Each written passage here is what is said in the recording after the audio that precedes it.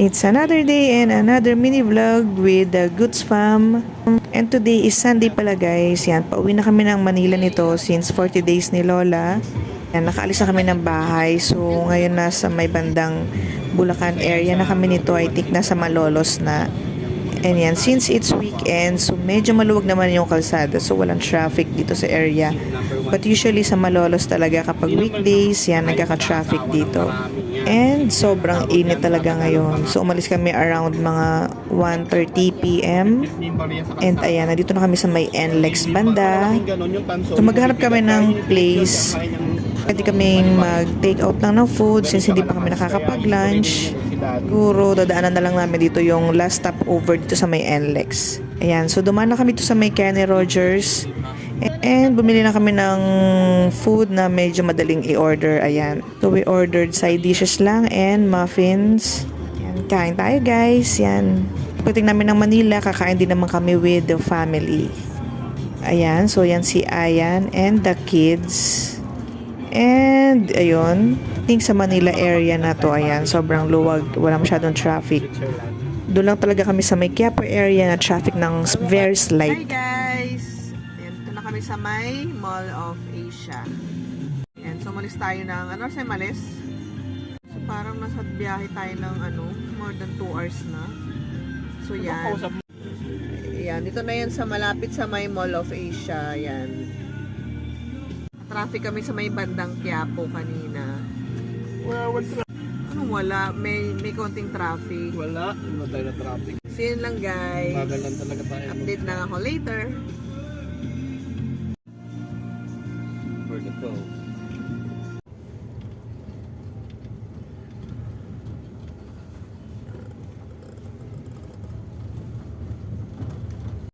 Hi guys, dito kami ngayon sa may Manila Memorial sa Parañaque. Bisitahin namin si Lola. It's her 40 days today. And dito namin mimit sila tita and sila mother. Ayan. Ayan. Yun lang. Eh, pakita ko na lang sa inyo later. So yan, dito na kami kay Lola. Ayan sila tito and tita. Andyan din si Junix, yung cousin ko, and si Ayan and kids. So after 27 years, yan, magkasama na si Lolo and si Lola. So after this, magdi-dinner lang kami sa labas since yesterday kasi birthday naman ni Tito Manuel. And dito pala kami magdi-dinner sa may Max Restaurant. Dito lang sa may Las Piñas since birthday din ni Tito Manuel last August 19. Dito yung favorite place ni tita na kinakainan namin lahat ng graduation, birthday, yung wedding nila. Parang nasa Max talaga kami lagi. Yan, so yan, titingnan namin kung anong i-order nila tita. And here's Miggy. Ayan, dito na rin kami magdi-dinner since di pa kami nagdi-dinner. So yan, nakapag-order na kami ng food and naantay na lang namin i-serve lahat yon.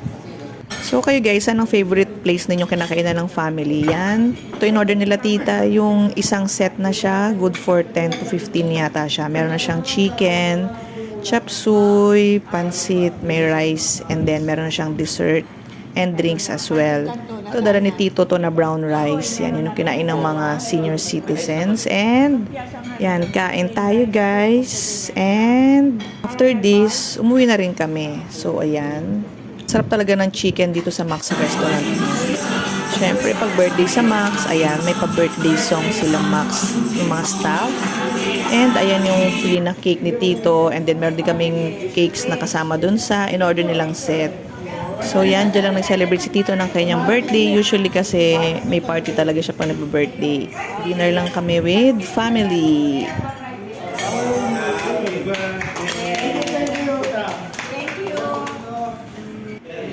And ayan, here's the aftermath. Tahimik na lahat since busog na sila. And ayan, yung mga natirang food, ito take out na lang namin. That's all for now. Thank you for watching and don't forget to follow and share. Bye!